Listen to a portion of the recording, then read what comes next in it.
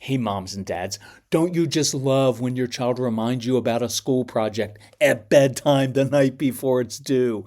With Skylight Calendar, you can avoid those last minute oops moments. It visually displays your family schedule in one place with different colors for each family member, so you can eliminate those last minute surprises that upset your kids. Skylight Calendar is a Wi-Fi connected digital display that syncs seamlessly with all your calendars and visually showcases your family's schedule on an HD touchscreen. You can manage events, chores, and grocery lists on the go with the free Skylight app. This is a game changer for families like ours. And your happiness is Skylight's happiness. So if in 120 days you are not 100% thrilled, you can return it for a full refund, no questions asked. This is a great Mother's Day gift. And right now, Skylight is offering our listeners $30 off their 15-inch calendars by going to skylightcal.com/calm. Go to skylightcal.com/calm for $30 off your 15-inch calendar. That's SKYLIGHTCAL.com/calm. Your strong-willed child is not going to do things your way, and you are not going to change your child's nature. Your child is going to choose the harder path and touch the hot stove.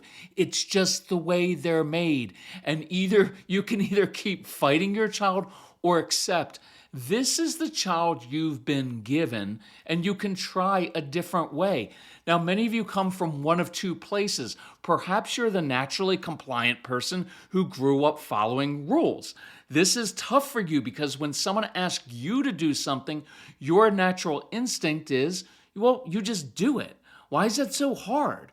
But our strong-willed child's first instinct is to ask why and choose a harder path. And you've noticed this. They'll even make it harder on themselves, right? They'll choose this and be like, it would be so much easier if you would just do what I asked you to do. And you will likely interpret much of what your child does as being defiant or rebellious or difficult. Or maybe you were the strong-willed child yourself.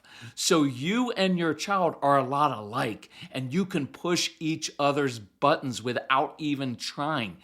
And now you don't want your strong-willed child making the same mistakes you made, so you lecture and can try to control this child, and it makes it worse. So on today's episode of the Calm Parenting Podcast, I want to share 10 truths about your strong-willed child that you may not like, so that we can reset our expectations over the holidays and create the new year so much better. So welcome. This is Kirk Martin, founder of Celebrate Calm, and you can find us in our Christmas sale at celebratecalm.com.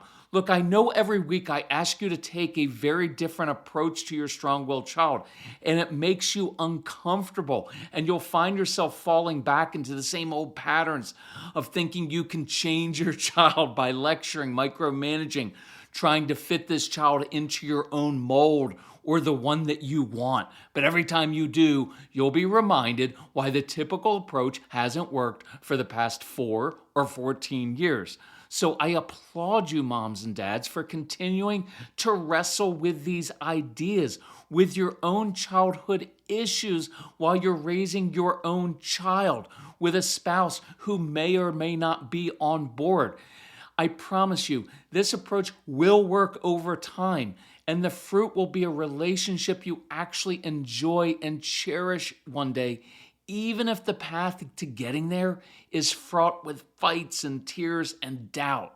And I can tell you, you've heard me talk about Casey. We fought so much when he was a kid. And I can tell you, he's a grown man now. I don't want you to miss out on this kind of relationship I have with Casey just because it looks and feels different. So as we head into the holidays, I think it's important to reset your mindset and how you view your kids in the path forward. So let's just start here. What do you want? You want a happy, confident, purposeful kid in a peaceful home, a child who uses his or her natural gifts, talents, and passions in purposeful ways and has healthy relationships throughout their lives. Well, what do we have now? We've got a challenging child who makes everything a power struggle, who isn't motivated, who always does things the hard way, who makes things difficult for himself and his family. Now, this is also a child who has a big heart, big brain sometimes, and big potential. And you're here because nothing else you've tried has worked. Consequences don't work. Most therapy doesn't work. And you're wit's end, desperate to have a good relationship with your child. So let's dig into this. And I want to give you perspective. I want to challenge you. I want to give you hope. So number one, your strong-willed child is never going to do things your way or the way you want them done. I've discussed this all throughout our programs and our podcasts. It's just the way that it is. They will do things, just not the way you want them done. And you need to get over your own control issues. Your strong-willed child is not going to be immediately obedient. It's a horrible expectation anyway, and it's not even rooted in human nature. And what I really want? I don't want you judging yourself because other people come along. Well, if you just did it the right way, your child will listen right away. No, they won't. It's not human nature. It's not even healthy sometimes. So I don't want you to have false expectations of yourself and your child. Your strong-willed kids are always going to push back at first. Sometimes when they're asking why, they're looking for context. They're also thinking, I heard what you want me to do, but I'm thinking I've got a really good brain and I'm creative. I'd really like to find a different way to do it, even if it's a little bit harder, and even if you don't like it. Look, they don't wake up every day thinking, oh, I just want to be a jerk and have everybody not like me. Right? Think about that. They're just driven by these things inside, and usually it's good motivations, not always, but good motivations. They just don't know how to navigate this world that feels very foreign to them, and that's why I want you to be patient with yourselves and with your kids. Look, this is part of who they are, so don't project out and label them as just being defiant. They're looking for space and ownership to do things a different way. And if you give these kids a larger box, so to speak, to live in, you can still have very clear expectations and boundaries. Just give them a little bit more space to do things differently than you do. But shouldn't kids just know how to listen and take no for an answer? Sure, of course they should. But your kids don't. And they haven't in the past 16 years you've known them, right? So you're looking for some kind of trick that will work. But give up on that. There's no trick. This is reality. We deal with the kids we've been given. Number two, your strong-willed child will choose the harder path. They will make choices that you think are stupid. And it would be so much easier if they just did it right way, which is your way. But there are different ways. But they must touch the hot stove. I want you to know this. That is a necessary part of their learning process. And if you kept them from doing that, you would shortcut this process for them. Number three, you already know this. Consequences and punishment do not work or motivate these kids. So stop using that as your first response. It simply doesn't work and they simply don't care. Number four, your my way or the highway tough guy approach, that was mine, will never work unless you like destroying your relationship with your child. Yeah, your child may fear you, but their child won't respect you. And it hasn't worked for the first 4, 7, 17 years of your child's life. So what makes you think it will work next time? It won't, so stop that path. Number five, your strong-willed child will appear to be self-centered and selfish. This is a big one. But I guarantee you, it's nothing more than self-preservation from an insecure, immature human being who feels different and is expending all of his or her emotional energy just trying to hold it together inside. So think about this. They literally can't look outward because they're so focused inwardly holding things together. I've had friends who are recovering alcoholics who during their addiction, it was all about themselves. Why? Because they had to spend all of their energy simply holding their life together. So your child isn't a sociopath. He's just an overwhelmed kid. And if you start to see your kids that way, you can reach into their hearts and change and help them change and change the way they see themselves, change and give them tools to learn how to manage that internal world. Otherwise, you'll just destroy their spirit and it will breed a lot of anger. Number 6, your strong-willed child is going to progress on their own timeline. They are not going to progress on your artificial timeline according to artificial societal standards. I know we get all those books. Oh, by the age of 3, by the age of 7, by the age of 9. Throw all of that out. Those are generalities. And most of the traditional approaches are developed by neurotypical people with neurotypical kids, and they assume, oh, this is the way it's supposed to be. That's utter BS. Kids and humans are different, and I don't want to strip away those differences. You cannot compare your kids to their siblings or peers. Many of your kids are late bloomers, and they may need, later on, they may need a gap year or 2 before going to college or figuring out their life plan. Some of your kids, by the way, in their teen years will sabotage their going to college because they don't have the courage to come to you, or they fear your response if they say, hey, I just don't think this is my path, or I'm not ready yet. And so they won't take their SATs. They'll put things off. Just watch for that. I would be patient and don't force it. Again, you don't have to like pay for everything and let them lay around your house when they're 18 or 19. No, they need to go work a job. But many of your kids are actually really good at working jobs. They're just not always good at school. You know what I would do? I would beg them to go to community college for the first 2 years. You know why? Who needs the prestigious bumper sticker when yours says, my daughter saved me $50,000 by going to community college? Seriously, there isn't a right college for your child most of the time. There's not a right path. The right path is their path. It's better if your kids take it slowly and get a success first before transferring on to a better college, before taking on all those responsibilities and challenges and spending all of that money. I'll just throw this out there. This may be for just a couple people.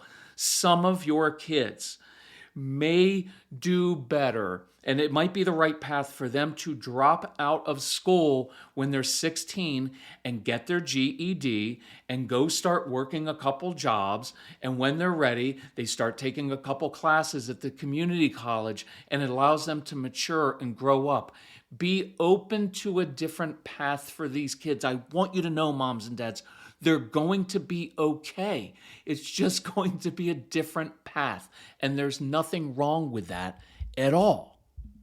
So Mrs. Calm told me yesterday, I wish I had begun drinking AG1 sooner. My stomach has felt so much calmer and I'm more regular. My AG1 in the morning provides some consistency I really crave. And that's one reason I love my AG1. It's an easy, healthy daily routine. No messes, no blenders. We put 1 scoop of AG1 into a bottle of water, shake it up, and start our day with 75 vitamins, probiotics, prebiotics, and whole food sourced ingredients. Check out a special offer at drinkag1.com/calm. Look, I've got more energy, better mental clarity, and AG1 supports my immune health. And that's why I've been partnering with AG1 for so long. Be an AG1 couple like us. AG1 is offering new subscribers a free $76 gift when you sign up. You'll get a welcome kit, a bottle of D3 and K2, and 5 free travel packs in your first box. So check out drinkag1.com/calm to get this offer. That's drinkag1.com/calm to start your day with a win. When we moved to our home, we were quoted a cost of over $20,000 for some trees and shrubs, but we just saved 90% with fast-growing trees, and they helped us get the exact privacy and flowering trees and shrubs for our specific climate, and it's delivered right to our door in days. Fast Growing Trees is the biggest online nursery in the U.S. with thousands of different plants and over 2 million happy customers, including us. They take the hassle out of creating your dream yard.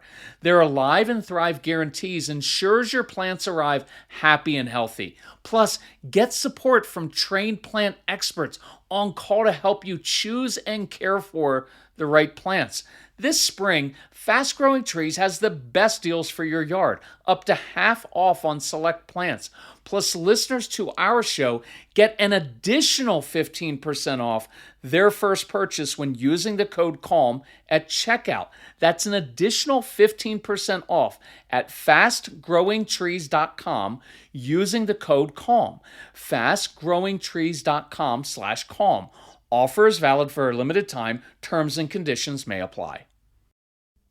Number 6, your strong-willed child will likely never do their chores around the house very well, if at all. And you're going to have to wrestle with this one. I've done tons of podcasts on this, but I believe it's true.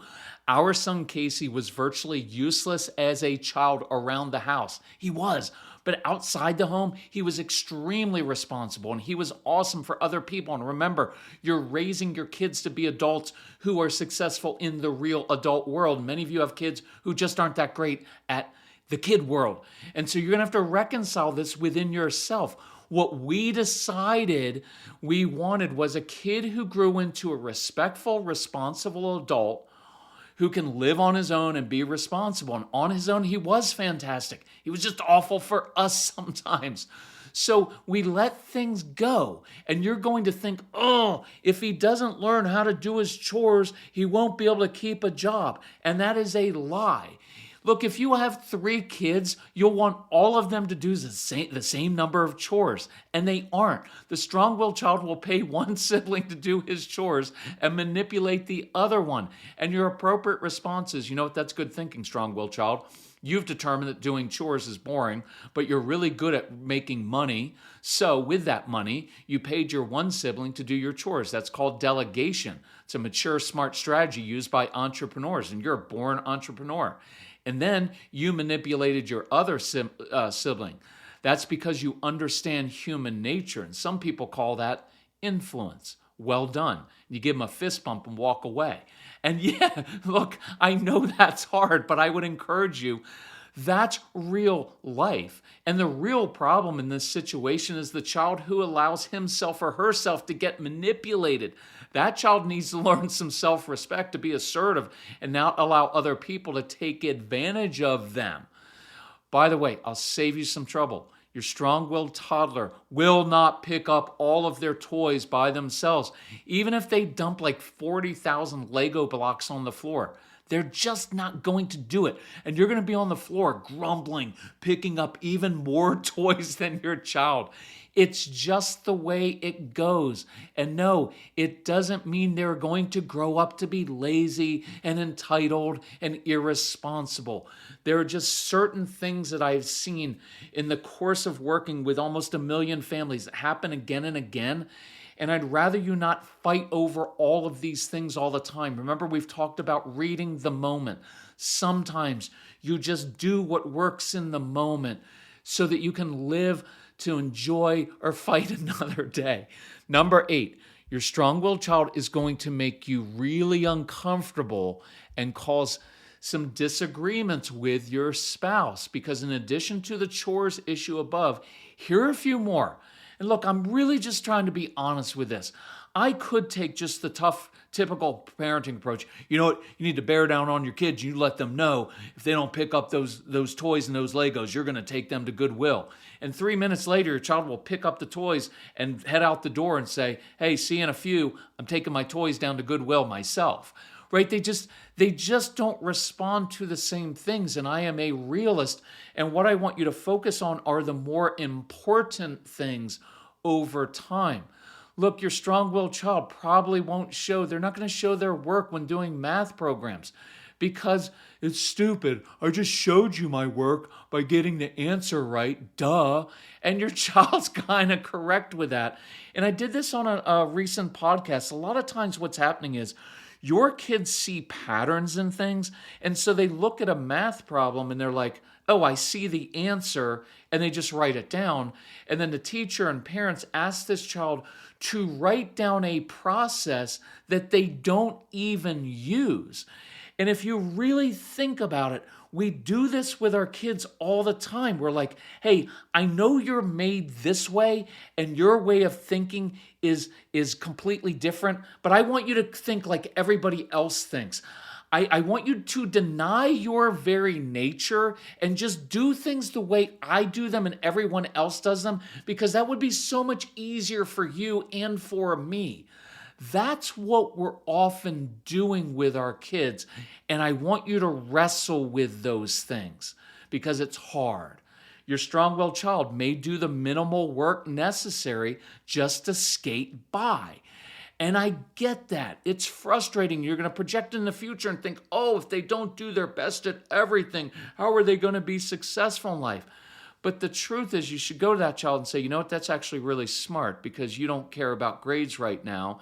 And you know, grades before high school don't even count. So you'd rather think strategically and preserve your energy for things you actually care about. But here's what I know. When you do care about something, when you get a vision for your life, you are going to use that persistence. You are going to use those critical thinking and strategic thinking skills, and you're going to crush it. And then you give them a fist bump, and you walk away and drink. I'm kidding. I don't want you to drink, but you're going to feel like it because this stuff causes us a lot of anxiety because it's so different. And it's going to be very uncomfortable for you, but these things are all true. And you're going to have to reconcile yourself to the fact that your child simply doesn't care about what you care about yet. So listen to those episodes I've done on sparking internal motivation in your kids. You have to reconcile yourself to the fact that all of your lecturing, prodding, bribing, and threatening has not changed or motivated your child at all. Instead, it simply hurt your relationship and destroyed your trust, and your child's actually doing the opposite. Well, but shouldn't my child just know? Cut it out. This is about you and your anxiety about your child's future. Focus on controlling and changing yourself instead of your child, because none of your efforts have worked before. It's not going to magically happen all of a sudden now. So let's dive into another favorite parenting myth. Well, kids have to learn to push through when things get hard because life is filled with doing things you don't want to do. True enough in one sense, but here's where the reasoning falls apart. We push through because we have a reason to, a need to support my family, an internal drive to accomplish something we care about. But I bet you I can find 5 things in your life that you don't push through to accomplish. And that could be in diet and exercise and giving to others, serving others, taking on more responsibility at work. Why? Because you don't care about it enough to push through. Look, when I worked in the corporate world, I wasn't great at managing the details of the business. But with Celebrate Calm, I know every single thing going on in my business. Why? Because I'm motivated, because I have ownership of this. And your kids simply aren't going to push through and be motivated until they care about something and have ownership. Look, I guarantee you when they play video games, they push through because they care about getting to the next level or winning at that. Think about this. Why would you push through if you don't care about the mission or if you see no reason or purpose in it? So here's a tip. Watch for the moments when your kids do push through, when they're doing something they really care about. It could be persistence with their video games, with building something, with helping a neighbor. See, when they do things for other people, they're often very conscientious, just not when they do it for you. And there's no blame or guilt here. It's just that sometimes when kids do things for us, we don't really recognize it. We say, hey, nice job, but if you would just do this. And we're never really happy with them, and so they don't do it anymore. That motivation is there. It's just not always there in the areas we want it to be there. So affirm what they're already doing well. That is much more motivating for these kids. And I'm going to save you a lot of money in family fights. Your strong-willed child is likely not going to practice their instrument or practice at sports. And you're going to say, but they could be so good. They could make the varsity team or first chair violin if they would just practice. Look, here's what I want you to know. These kids just won't practice yet. They just want to play the game. They want to do it a different way. They want to play in the concert. I know it bugs you. They just don't care yet. And they often won't learn to read music, but they will learn by watching YouTube videos, and it will drive you crazy. Just don't invest a lot of your own money and time in their activities. Let them pay for at least part of it and relax and enjoy it. And I guarantee you sometimes when you release them from your expectations of doing it your way, oftentimes they will then step up. But when we're on them all the time, there's no space for them to step up. It's suffocating, and so they don't. So get accustomed to being uncomfortable and be willing to toss out all of those parenting lies you've been told yourself, and the ones that you tell yourself and your kids. Okay, this is a hard one. Number 9, family life is going to be unfair. You are going to have to grade on a curve with your strong-willed child because they aren't going to measure up or compare to their siblings. You're going to feel like you're letting them get away with things, and sometimes you are, because sometimes you just don't want to murder your child. You know what I mean by that. There were and are times when I looked at my son and said, you were almost respectful to me right then. That's progress for you. And you're going to wrestle with this. And I remember we used to travel a lot, conduct a lot of live events. And I'd sent Casey a text because he would go in, get set up. I'd sit in the car for a few minutes. I'd say, hey, I want to take a different approach tonight. And when I walked into that event, here he was, Casey, marching toward me. And he just said directly, no, we're not doing that. And inside I was like, I am your father and I am your boss. Who are you to talk to me like that? But I had to realize this was a kid with strong opinions and a very direct manner. It's the way he was from the time he came out of the womb. But his intentions were good, even if his manner and tone weren't. So, and I engaged and we talked it out. And as it turned out, the little jerk was right. So, and that's the way it works in your home a lot. Look, the other kids in your home are going to complain. It isn't fair, right? Because this child is going to drain the energy away from everyone else. And there's nothing you can do about that fact. You can't even out the time. You're going to invest more time in your strong-willed child when they are kids.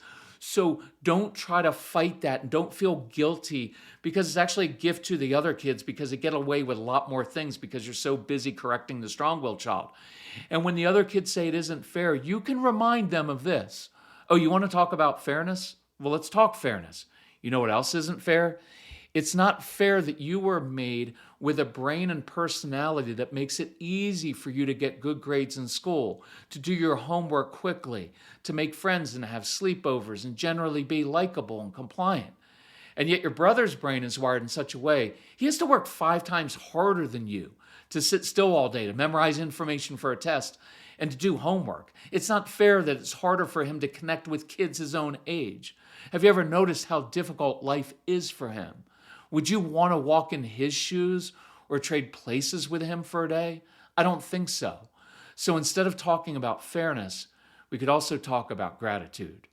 See, by the way, and you can say, you don't have to say this, by the way, you better be nice to your brother because one day you'll probably be working for him when he starts his own business and rules the world. Okay, leave the last part out. But I don't want you to apologize for raising a different kid differently. It is going to be tougher. Number 10, that's because you have to understand the arc of their lives. Strong-willed kids feel like they're swimming upstream. Childhood just doesn't suit them. And you said before, if we can just get this child to adulthood, they're going to be fine. See, strong-willed kids face adversity from the time they begin preschool, usually, and it doesn't let up because navigating childhood doesn't come easy for them. So it's almost like they get most of their difficulties out of the way as kids. But here's the beneficial part. By the time they're 26, they are so accustomed to adversity, they can handle real life. Whereas your compliant child will wilt like a flower after getting fired from their first job. But the strong-willed child's going to be like, I've had everyone against me since I was born. Bring it. And please note as well that this adversity forces them to create different coping mechanisms and workarounds that often give them a competitive advantage later in life. So, moms and dads, let's reset our expectations over the holidays. Wrestle with this stuff. Binge listen to past episodes of the Calm Parenting Podcast. If you have our programs on that app, let your kids listen over the holidays. They will start to understand their brains and they'll be like, that guy's describing me. That's what it feels like. Can we do this a different way? Let extended family listen to the programs. And if you have them, email us with your child's teacher's email address and we'll send them a couple of the most, the programs that would benefit them most, and they can listen over the holiday break. Okay, I want you to enjoy the strong-willed child. I know they are different, but I can tell you it is so gratifying later on. You are going to, it's going to be awesome. Moms and dads, much respect to you all. Love you all. Bye-bye.